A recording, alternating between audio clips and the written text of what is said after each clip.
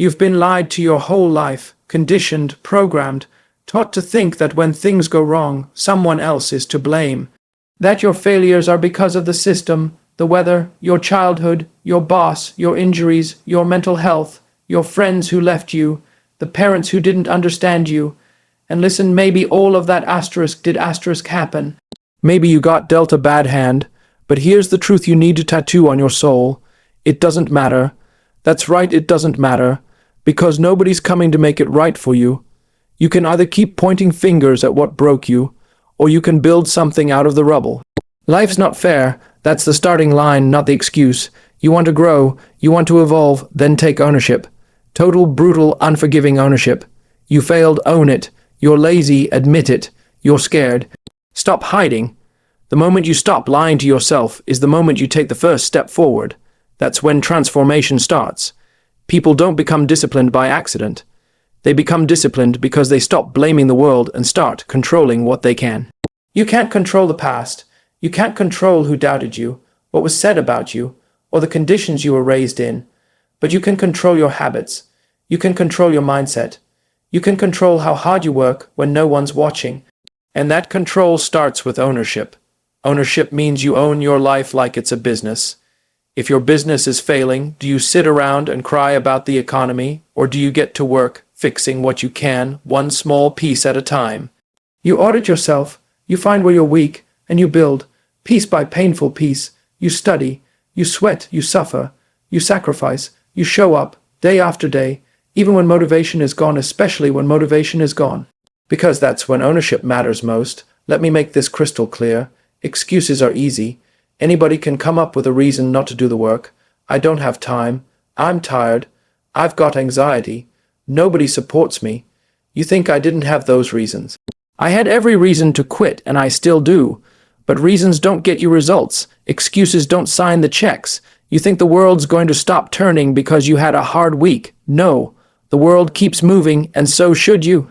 The school system might teach you to memorize facts, write essays, and pass tests. But life teaches you accountability the hard way.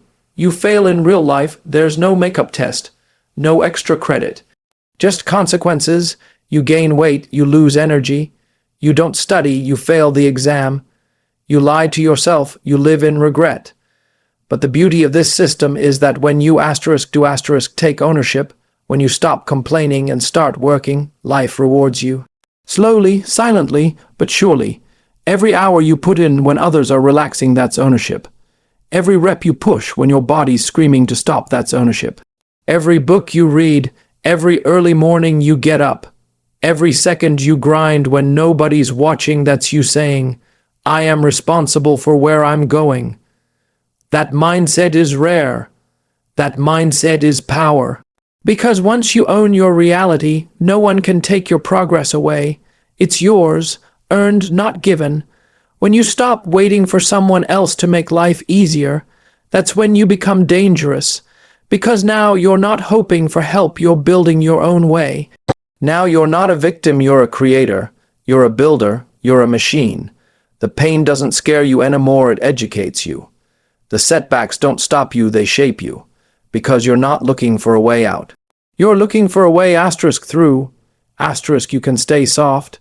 You can wait for someone to give you a break, or you can wake up every day and be the break. Be the difference. Be the one who takes the hit and still keeps going. Not because it's easy, but because it's necessary. Because the alternative is staying stuck. And if you've ever been stuck, you know how heavy that feels. You know how crushing it is to look in the mirror and see wasted potential staring back at you. You know how it feels to lie to yourself every day, but once you take ownership, everything changes. You stop saying, I can't, and start asking, how can I? You stop seeking comfort and start seeking challenge. You don't need anyone to believe in you because you believe in yourself. You trust the process. You fall in love with discipline. You embrace pain like a professor. You treat every day like an exam and every moment like a lesson. And slowly, the excuses die, the victim dies, and what's left? A leader, a warrior, a person nobody can break because you've already broken yourself in training and rebuilt stronger. Nobody cares what happened to you. They care what you do asterisk with asterisk it. The world's full of people who've been through worse than you and came out stronger. The difference wasn't luck, it was ownership. So stop talking, stop complaining, look yourself in the mirror and say, "It's on me now," and then go prove it. Every day, stay hard. Discipline isn't something you're born with. It's not a gift. It's not genetic. It's a decision, and it's made every single day. People think discipline is a punishment, like it's this boring, restrictive thing that kills joy. Let me tell you something. That's a lie sold to you by people who gave up on themselves. The truth is, discipline is the most powerful form of freedom you'll ever know. Because when you're disciplined, you're not a slave to your emotions. You're not controlled by weakness, you're in charge, you run the show. Most people live in chaos, they wake up late, they're rushed, they procrastinate, they binge, they regret, they complain, and they wonder why nothing changes. It's because they're living by emotion, not structure. Motivation comes and goes, inspiration fades, but discipline is steady. It doesn't care how you feel, it shows up anyway. You can't rely on how you feel in the moment because feelings are liars. Feelings tell you to stay in bed. Feelings tell you to quit when it gets hard. Discipline tells you to keep moving. You don't wake up disciplined. You build discipline like muscle through repetition and resistance. It starts with a choice, then it becomes a habit, then it becomes part of who you are. You get up early not because it's fun, but because your mission matters. You train not because you love it every day, but because weakness is unacceptable. You study, you sacrifice, you say no to distractions because you know what's at stake. You know what happens if you don't, and you're not willing to go back to the version of you who settled. If you want to be average, go ahead and wait until you feel like it. But if you want to be unstoppable, you better start showing up when it's hard. You better start creating your schedule and sticking to it like your life depends on it, because in many ways it does. The quality of your life is tied directly to the level of discipline you live with. Your body, your mind, your career, your relationships, they all respond to the effort you put in consistently, not once in a while, not when it's easy, but every single day. You want freedom. You want peace of mind. You want options in life, then earn it. You don't get freedom from doing whatever you feel like, you get freedom from doing what needs to be done, whether you like it or not. People think freedom is staying comfortable, but real freedom comes from the ability to choose discomfort on your own terms, the ability to suffer on purpose, to build structure, to delay pleasure. That's what separates the average from the elite. The weak from the strong, the soft from the hard. Every time you choose discipline, you're choosing strength. Every time you wake up on time, every time you say no to distractions, every time you finish the work instead of cutting corners, you're proving to yourself that you are not a prisoner of your feelings. You are the commander of your actions. That's the foundation of all growth. That's how champions are made, not with talent, not with luck, but with ruthless consistency. You think I feel like running every morning? Hell no. I lace up my shoes when it's cold, when I'm sore, when my mind tells me to rest, and I go anyway. Not because I love pain, but because I love progress. I know the pain is temporary, but the reward is forever. And that reward isn't just about the miles or the medals. It's the pride that comes from knowing I didn't fold, that I stuck to the plan, that I stayed in control. That's what freedom is, the ability to respect yourself in the mirror. If you want to change your life, don't look for the perfect plan. Look for the courage to follow a simple one with discipline. Wake up earlier, eat cleaner, read every day, train your body and mind, cut out the dead weight, the people, the habits, the thoughts that hold you back. Set a standard, stick to it, over and over again. It won't be pretty, it won't be exciting, but it will be effective. And when people around you break down, when life gets hard, when the noise gets loud, you'll be calm. You'll be steady, because you trained for this. Discipline prepared you. You won't panic, because discipline made you resilient. You won't fold, because discipline made you hard. You won't complain, because discipline made you grateful. Look, you can keep chasing motivation like a junkie.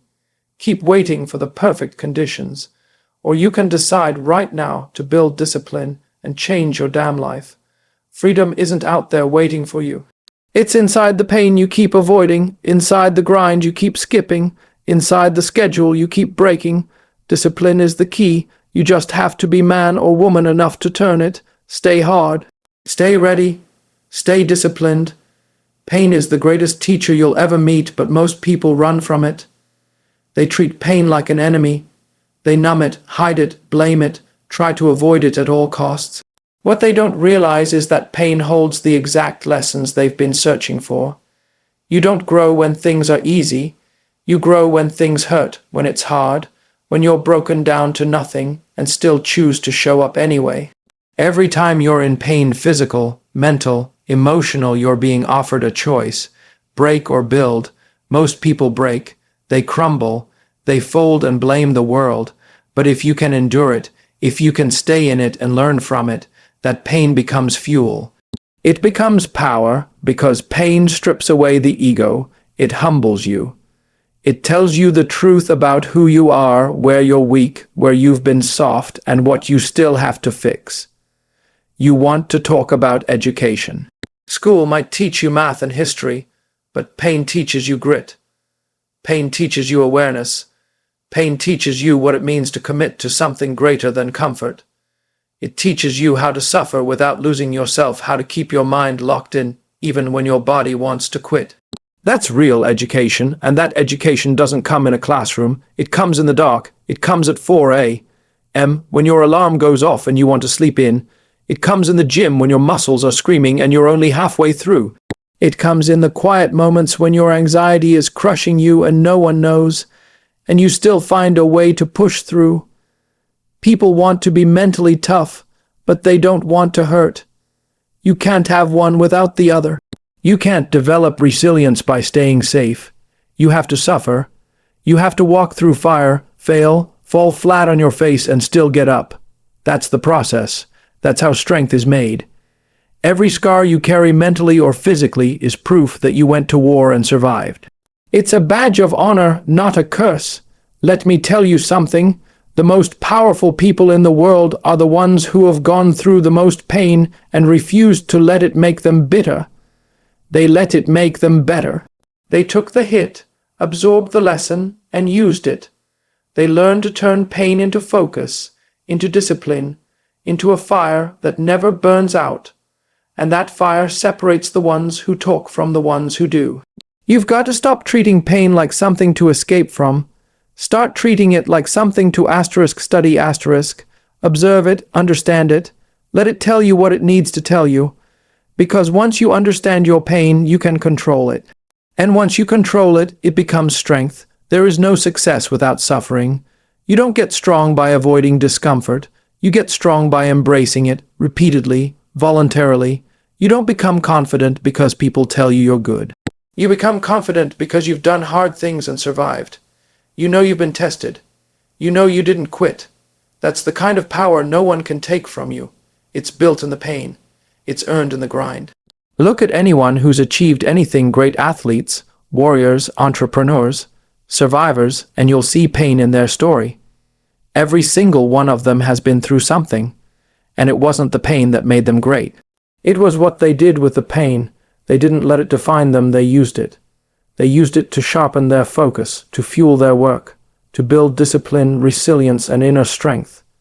They looked their pain in the face and said, "You will not break me, you will build me."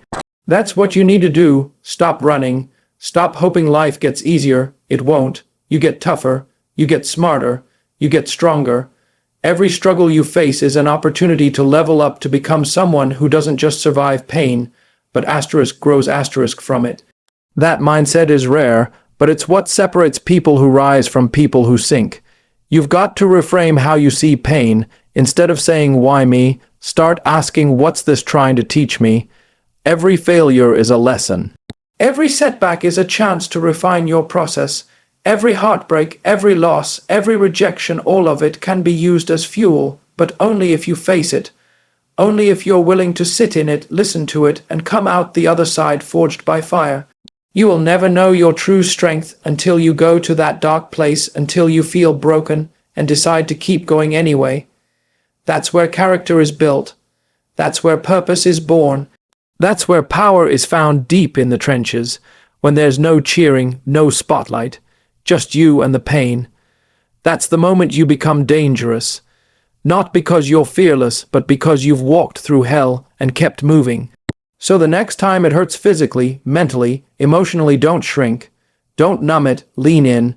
Because every second you spend in pain with discipline is a second you're becoming unstoppable. That pain is your teacher.